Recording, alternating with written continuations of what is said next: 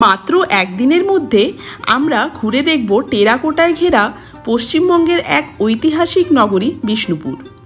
একদিনে বিষ্ণুপুর ঘুরতে হলে খড়গপুর থেকে সকাল 7:25 লোকাল কিংবা সাঁতরাগাছি থেকে ভোর 6:28 রূপসী বাংলা ধরে চলে আসতে পারো বিষ্ণুপুর স্টেশনে। এই দুটি ট্রেনই সকালবেলায় 9:30 থেকে 10টার মধ্যে বিষ্ণুপুর স্টেশনে পৌঁছে যায়। এছাড়াও আরও অনেক ট্রেন হাওড়া থেকে আছে, আর প্ল্যানেট থেকে তো বিষ্ণুপুরে যাওয়ার বাস রয়েইছে। ঘড়ির কাঁটায় ঠিক বাজে 10:40। আমরা ফাইনালি নেমে গেছি বিষ্ণুপুর স্টেশনে।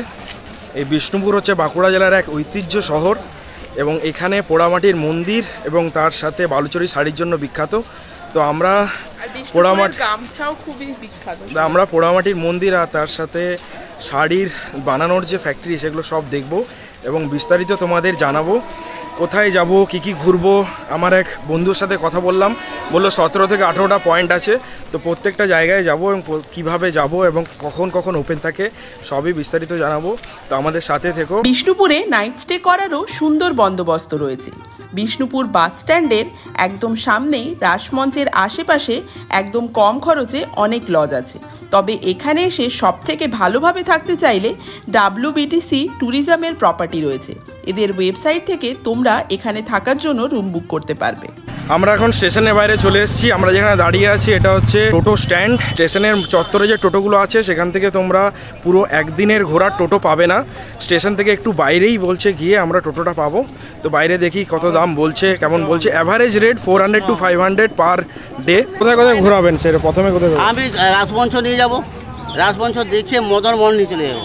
মদন মোহন ঘুরিয়ে এনে পাথরের রথ দেখাবো, ছোট গেট দেখাবো, বড় পাথরের দরজা দেখাবো, লালজি মন্দির দেখাবো, ছিন্নমস্ত মায়ের মন্দির দেখাবো, রাধেশ্যাম মন্দির দেখাবো, তারপর আমরা জোড় বাংলো দেখাবো, রাজবাড়িটা দেখাবো, আমরা গৌরাঙ্গ মহাপ্রভুর মন্দিরটা দেখাবো। কিভাবে আসবে, কোথায় থাকবে সেটা তো বলে দিলাম। এবার বলি কোথায় ঘুরবে।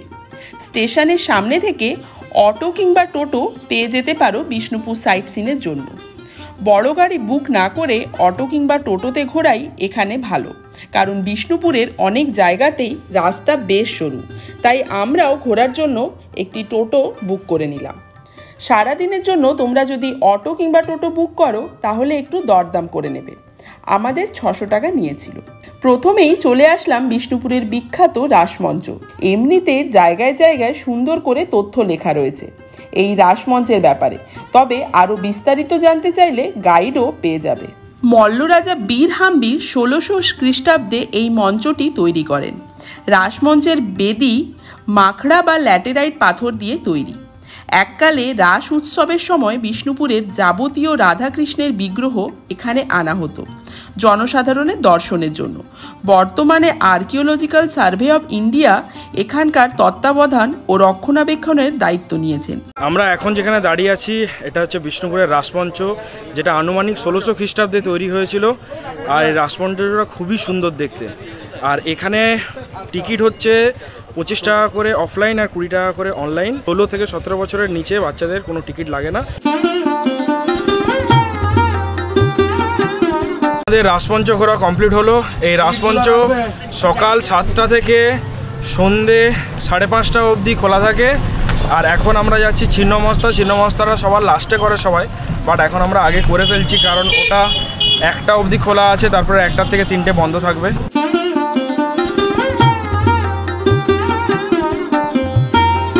আমরা এখন দাঁড়িয়ে আছি ছিন্নমস্তা মন্দিরের সামনে। এটা ওপেন হয় সকাল 7টার সময় এবং বন্ধ হয় সন্ধ্যেবেলা 8টার সময়। কিন্তু তার মাঝে 1টা থেকে 3টে মন্দিরের গেট বন্ধ থাকে, কারণ তখন মায়ের ভোগ পুজো হয়।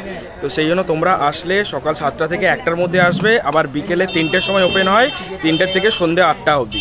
আর এর পাশাপাশি প্রচুর ফুলের ডালি পাওয়া যায়, যে ফুলের ডালি দিয়ে তোমরা পুজো দিতে পারো। 40-50 টাকা করে ফুলের ডালি, আর তার সাথে মিষ্টির প্যাকেটও পাওয়া যায়।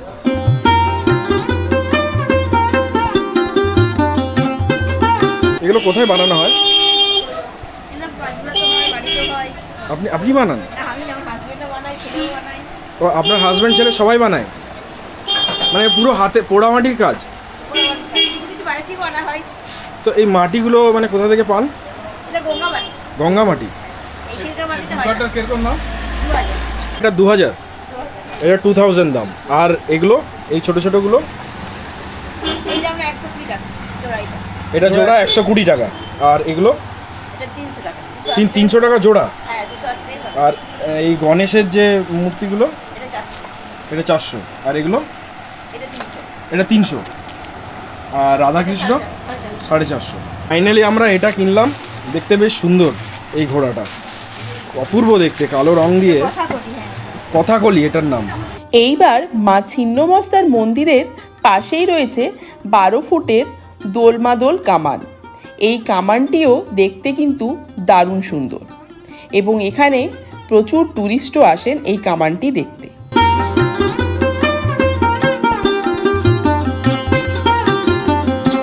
গেট দিয়ে ঢুকেই প্রথমে যে মন্দিরটি দেখতে পাচ্ছ সেটির নাম রাধা মাধব মন্দির।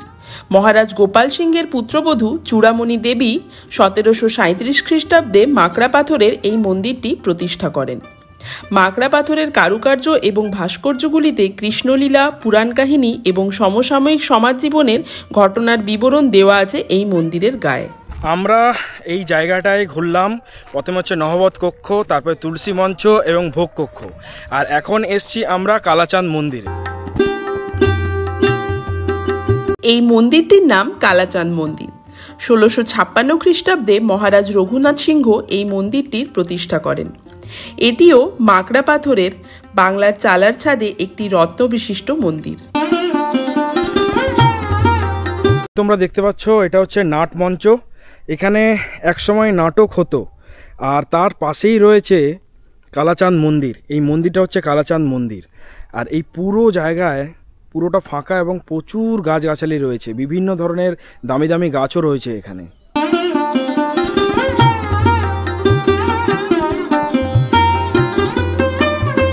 এবার আসলাম লাল বাঁধের কাছে। এই জায়গাকে ঘিরেও রয়েছে ঐতিহাসিক গল্প। রাজা বীর সিংহ পানীয় জল ও শহরকে শত্রুর হাত থেকে রক্ষা করতে 7টি হ্রদ নির্মাণ করেছিলেন।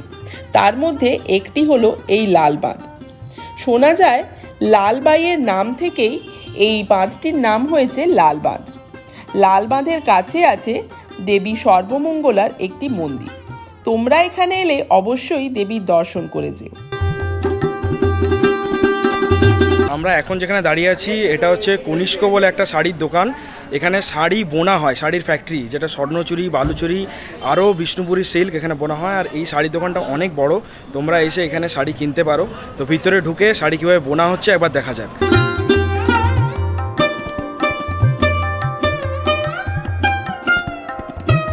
শাড়ি বোনা চলছে এবং দাদা বালুচুরি শাড়ি বানাচ্ছেন। এই হচ্ছে এই সেই সুতো। কত সময় লাগে একটা শাড়ি বানাতে? 4-5 দিন। তো আপনি বালুচুরি বানান, তার সাথে স্বর্ণচুরি? হ্যাঁ, বালুচুরি স্বর্ণচুরি সবই হয়। এই দুটোই হয়? এটা বালুচুরি হচ্ছে, এগুলো স্বর্ণচুরি হচ্ছে। উনি স্বর্ণচুরি বানাচ্ছেন। তো পার্থক্যটা কি দুটোর? বালুচুরিটা হচ্ছে রেশমে কাজ, আর স্বর্ণচুরিটা হচ্ছে জড়ি দিয়ে কাজ। এই শাড়িটা দেখা যাচ্ছে এটা হচ্ছে স্বর্ণচুরি এবং স্বর্ণচুরি হচ্ছে জড়িতে জড়িতে কাজ হয়। এগুলো হচ্ছে শাড়ির এক একটা ছাঁচ। এই ছাঁচ দিয়ে বিভিন্ন ডিজাইনের শাড়ি তৈরি করা হয়। আর তার সাথে উপরেও রয়েছে বহু ছাঁচ। এরপর চলে এলাম শ্যামরায় মন্দিরে। 1645 সালে এই মন্দিরটি প্রতিষ্ঠিত হয়। এই মন্দিরে যেহেতু 5টি জোড়া রয়েছে, সেজন্য এই মন্দিরটির নাম পাঁচচূড়া মন্দির। এখানেও মন্দিরের দেওয়ালে পৌরাণিক দৃশ্য টেরাকোটার কাজের মাধ্যমে ফুটিয়ে তোলা হয়েছে। এখন যেখানে দাঁড়িয়ে আছি এটা হচ্ছে শ্যামরাই মন্দির। এই মন্দিরে ঢুকতে গেলে রাসমঞ্চের টিকিটটা লাগবে। রাসমঞ্চের টিকিটটা অবশ্যই রেখো শেষ পর্যন্ত। ওই টিকিট দেখিয়ে তোমরা টোটাল 3টে মন্দিরে ঢুকতে পারবে। এখানে তোমরা পেয়ে যাবে বহু পোড়ামাটির কাজের হাতের জিনিস। দেখতেই পাচ্ছ চারিদিক পোড়ামাটির কাজের হাতের জিনিস। এরপর চলে এলাম জোড় বাংলা মন্দিরে।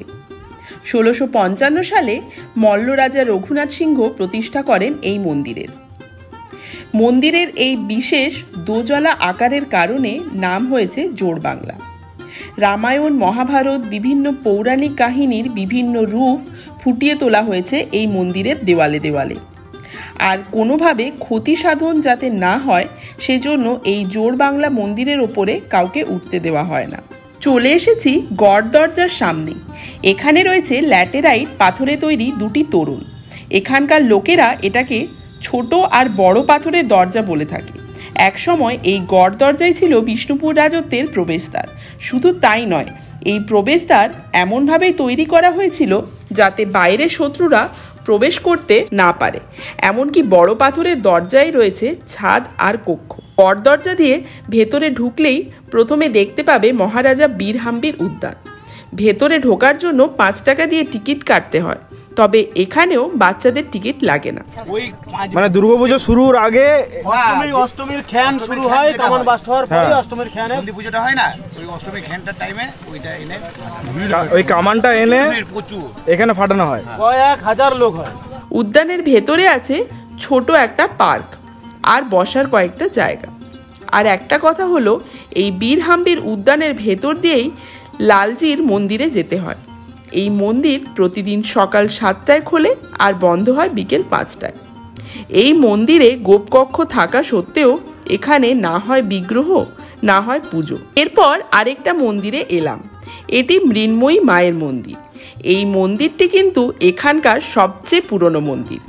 রাজা জগৎমল্ল এই মন্দিরের প্রতিষ্ঠা করেন 303 মল্লাব্দে।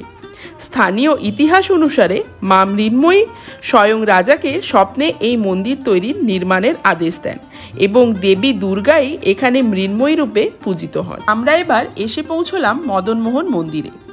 মল্ল রাজা দুর্জন মল্লদেব 1694 সালে এই মন্দির নির্মাণ করেন। গোটা মন্দির জুড়ে সূক্ষ্ম টেরাকোটার কাজ সত্যি দেখার মতো।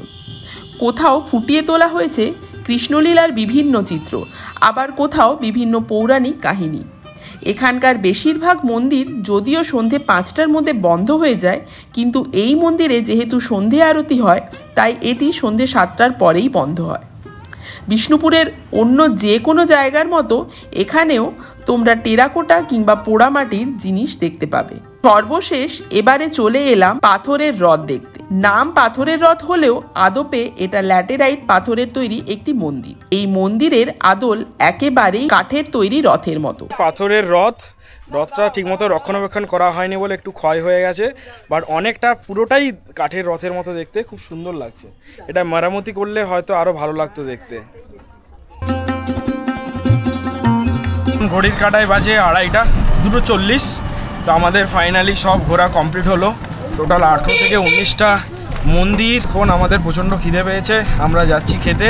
তো এখানে খাবার মধ্যে সবথেকে ভালো হোটেল কিংবা রেস্টুরেন্ট হচ্ছে মোনালিসা, যেটা রবীন্দ্র স্ট্যাচুর কাছে আছে। সেখানে খেয়ে আমরা চলে যাব বিষ্ণুপুর স্টেশনে এবং স্টেশন থেকে আমরা ট্রেন ধরবো। 3:42-এ একটা লোকাল আছে, আর গোমো যেটা বিষ্ণুপুর টু খড়গপুর আমরা যাব। আর 5:30টার সময় রূপসী বাংলা আছে, যেটা টিকিট আমরা ক্যান্সেল করলাম কারণ আজকে এতটাই ভিড় যে ওটা ওয়েটিং লিস্ট এখনও পর্যন্ত কনফার্ম হয়নি, সেজন্য ক্যান্সেল করতে বাধ্য হলাম। তো 3 থেকে 4 ঘন্টার মধ্যে আমরা খুব সহজেই ঘুরে ফেললাম গোটা বিষ্ণুপুর। তো খুব ভালোই লাগলো, আশা করছি তোমরা আসলেও খুব ভালো লাগবে এই ভিডিওটা দেখে। তাহলে আজকের ভিডিওতে আমরা ঘুরে দেখালাম একদিনে বিষ্ণুপুর কিভাবে খুব সুন্দরভাবে ঘুরে দেখা যায়। আশা করি আমার এই ভিডিও দেখে তোমরাও বিষ্ণুপুর একদিনে খুব সুন্দরভাবে সব জায়গাগুলো ঘুরে দেখতে পারবে। আর আমার ভিডিওটি যদি ভালো লেগে থাকে তাহলে অবশ্যই একটা লাইক, শেয়ার এবং সাবস্ক্রাইব করার অনুরোধ রইল। দেখা হবে পরের ব্লগে। ততক্ষণ পর্যন্ত সবাই ভালো থাকবে।